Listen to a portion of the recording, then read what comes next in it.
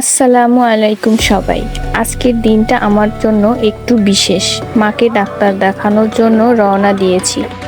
আমার খুব প্রিয় শহর পটুয়াখালীর উদ্দেশ্যে। এই শহরেই আমার জীবনের 5টি সুন্দর বছর পড়াশোনা করে কাটিয়েছে।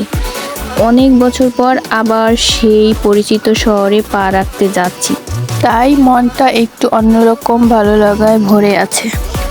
বাড়ি থেকে বের হয়ে আমাদের পার হতে হয় সুন্দর পায়রাকুঞ্জ নদী। নদীর বুক জুড়ে বয়ে যাওয়া বাতাস, চারপাশে সবুজ প্রকৃতি আর শান্ত পরিবেশ যেন পথের ক্লান্তি ভুলিয়ে দেয়।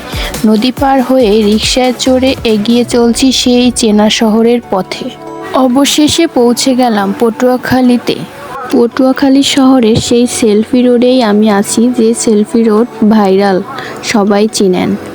চারপাশে পরিচিত দৃশ্যগুলো দেখে পুরনো দিনের অনেক স্মৃতি মনে পড়ে যাচ্ছে। মনে হচ্ছে যেন সময়টা আবার কয়েক বছর পেছনে ফিরে গেছে।